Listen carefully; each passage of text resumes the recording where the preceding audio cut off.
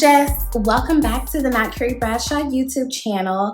I know it has been a minute. I had some personal things going on, but I'm back in the saddle. I may or may not do a video about what's been happening since I've been away from the channel, but I'm happy that you're here to join me today because we get to talk about our girls in Chucalissa. Season 2 of P-Valley, we back. I'm so excited. I could not wait to see what Katori Hall had in store for us. And so we're season 2, episode 1. And I know a lot of people during the earlier days of the pandemic, people were curious about whether or not we wanted to see shows actually depict what the pandemic was like shows that are contemporary. Did we want to see people wearing masks? Did we want to be so aware when typically we kind of look to television or movies for a form of escapism? So some people were like, they really didn't want to see people wearing masks and dealing with the pandemic in the things that they were using, you know, like I said, to kind of escape the realities of everything that the pandemic has brought forth and continues to bring forth, honestly. But I have to say, I think it's important to document those things even fictionally, because when you look back at different eras, and I just recently learned this, I was researching a story that I worked really, really hard on. I'm still waiting for edits on it. Anyway, I had to research that harder than I've ever researched anything. And a part of doing proper research is looking at the media, the film, the television shows that were contemporary during that time, because it helps you to better understand what was the world like for people during this time, just kind of from an anthropological standpoint. And I think that Katori Hall did a really great job of showing the specificity of how the pandemic impacted Black, Southern, more rural communities. So many different juxtapositions, and so much of the arguments for and against the lockdowns. There are things that we're still kind of dealing with of, economy versus saving lives, right? And I think that was an ongoing theme throughout this first episode of, our people at the Pink was already struggling with, what was going to happen with the casino and waterfront property, and could they keep it, and all of these things like that. And so, Haley came in and saved the day, but now we're facing this global threat in the form of the coronavirus. And it's the innovation for me. Uncle Clifford came up with such a brilliant idea because the city's on lockdown. The girls couldn't dance in the club. Then, of course, there was the whole ruckus for murder night. So they have to do repairs and everything as well. So they built this really cool, futuristic, very sexy drive-through car wash. It was giving a little bit of Afrofuturism, and just a whole other, almost like personalized experience of a drive-through strip club. And I miss seeing the girls dance so much, even though noticeably absent are two of our faves, Gidget, whose mom passed away, and then Mississippi, of course. So Mississippi is blowing up right now online. Her and Lil Murda are really taking off. Her more so than him, because obviously sex sells. So she's become a bit of a webcam girl. And the girls are really not seeing it for Mississippi after she, pulled a gun on Diamond. And they're kind of over her, especially Mercedes. And I think a part of Mercedes not seeing it for Mississippi is not just how she handled her domestic abuse situation in the club, but it was also, I think there's a little bit of jealousy, because Mississippi is getting a lot of recognition and accolades and everything right now. And not that Mercedes isn't deserving of that, but she was trying to step down. She was trying to move on to do something different and got pulled right back into the life. And we're seeing that Uncle Clifford and Haley are supposed to be business partners, but they're both kind of still referring to the club as mine. It's not really giving partnership vibes. Haley wants to know, like, what's up with the money? Like, I gave you X amount. And Uncle Clifford is like, baby, it takes a lot of money to run this club, in addition to the fact that they couldn't get approval for the PPE.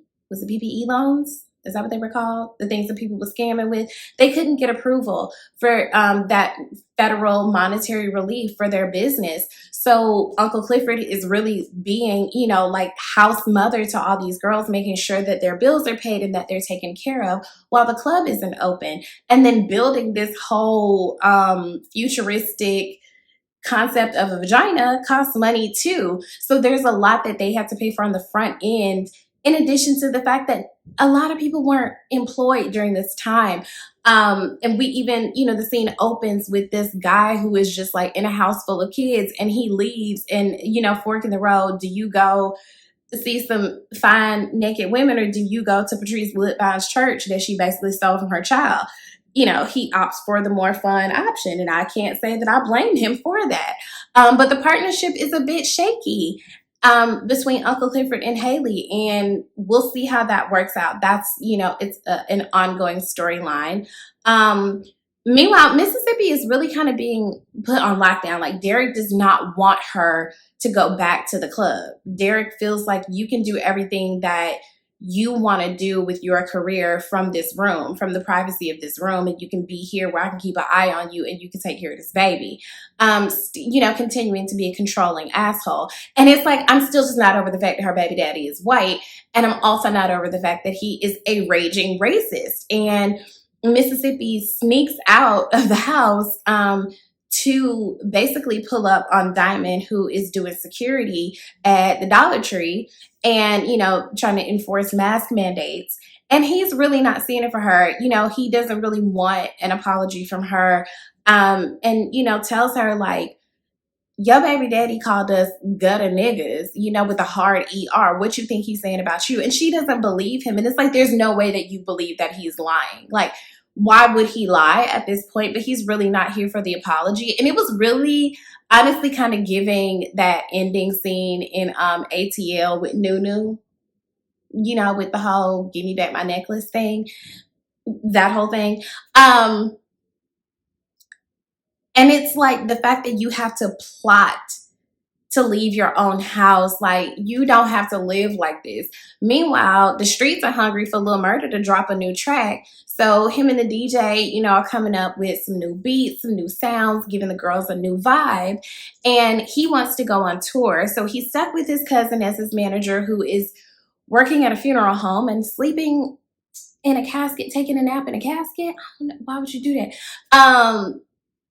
But he really wants to go on tour. And again, you want to go on tour during a pandemic. And so he wants Keyshawn to come along, but he still owes Keyshawn, you know, aka Mississippi, money from the last, you know, thing that they did together. And he's really pushing, you know, his team, like, we got to get back out there. But again, this is the conflict of everyone didn't have the luxury to work from home. People who worked in the entertainment space, or, you know, just industries where you have to be more in person, this was a really rough time for them. And yes, the pandemic is still what it is, but especially back then, there was just this huge debate of how do we, or not debate, but the pros and cons of reopening or lessening restrictions so that people who have those kinds of jobs can get back to work. And that's still something that's kind of ongoing, like where we're looking at hybrid schedules and everything, like in the real world. This really, I think, opened a lot of people's eyes to the fact that, like, how much do you need to even be in person to do some other more traditional jobs?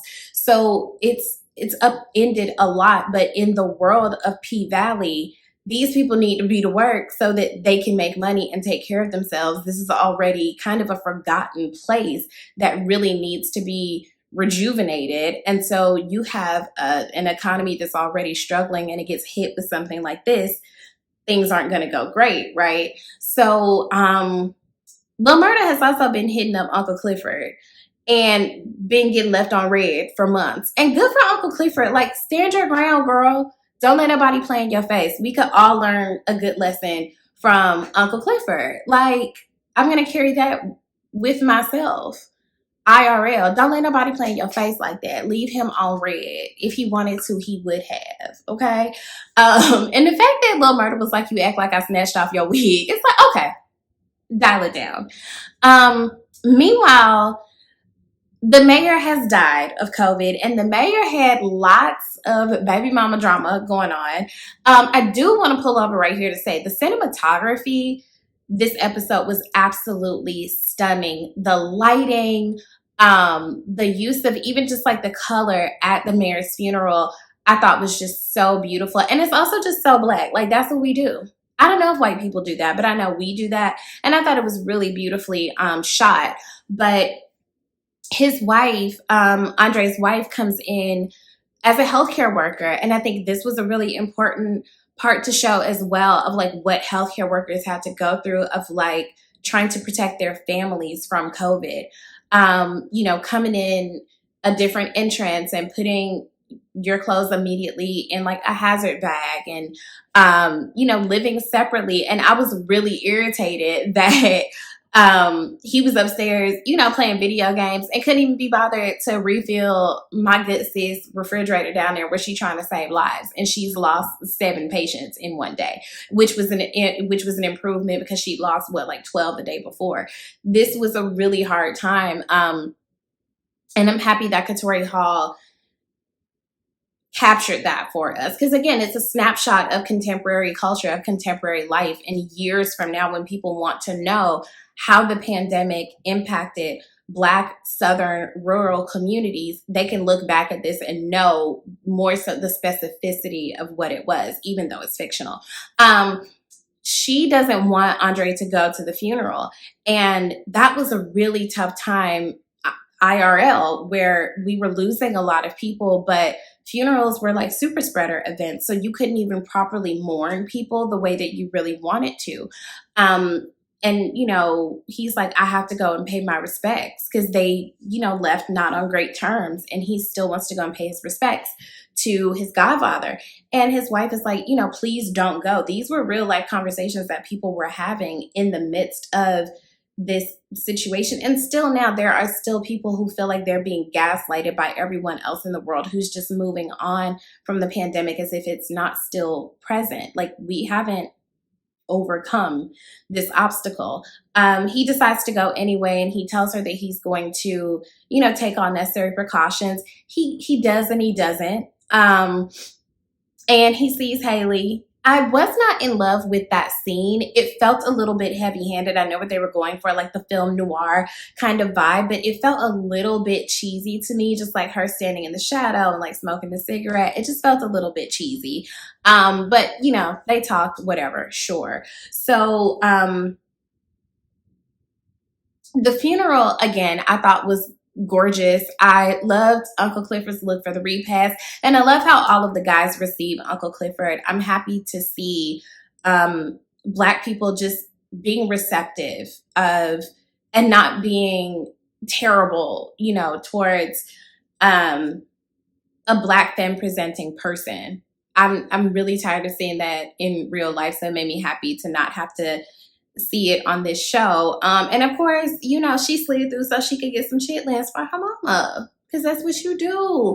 You know who makes the best of what at the repast, and you got to get you a plate. I mean, that's just common knowledge. So, again, the interim mayor is one of the terrible white men, and this whole casino thing isn't really put to bed. The paint still isn't safe, even though they have lifted restrictions and things are about to reopen. So the girls are excited. Maybe this is an opportunity for them to make some more money. Haley has decided that she's going to give Mercedes a cut of the money from the door because Mercedes needs more money. Mercedes is down bad. Mercedes is in the red. And according to Haley, she's paying 2 mortgages. She's paying for the gym that, you know, Haley fronted her the money for. The gym isn't even finished. And the girls aren't really coming back because their parents don't really want them to participate in activities right now. And again, these are real life consequences and that people are dealing with. And I'm so happy with how well it was explored in this episode. So episode 1 laid the groundwork for what's to come. Keyshawn does decide that she wants to be down for a tour with Lil Murda and comes up with a really cute idea for it. I'm just curious of how she's going to sell that to her baby daddy, who don't really want her to leave the house.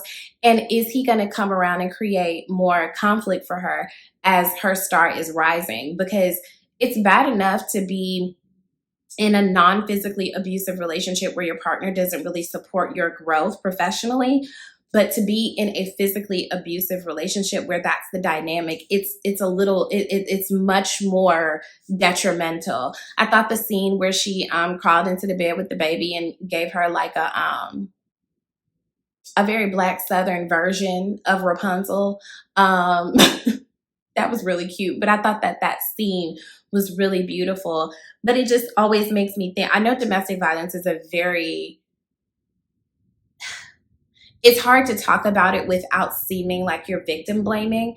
But when you see her like with this baby, do you not think like what kind of life or family you're bringing your daughter into? Is this what you want for her? And you have to find the wherewithal to get out of that.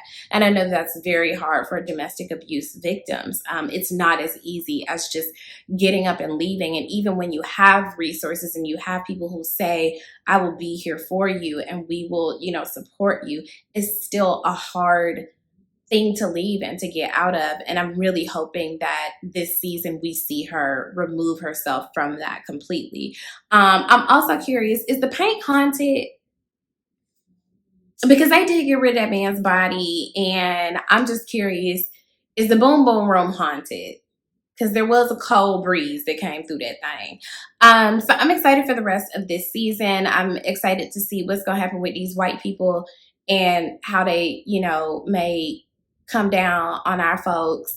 I'm excited to see the auditions for the new dancers because we're going to get some new flavor. I'm wondering if any of the other girls are going to come back as well. So very excited that the show is back. Drop down the comments. Let me know what you guys thought about the first episode, where you think the plot line is going, what you're excited to see, what you don't want to see. Let's talk about it. Be sure to like and comment and subscribe and share and tell a friend, and join my Patreon if you feel so inclined.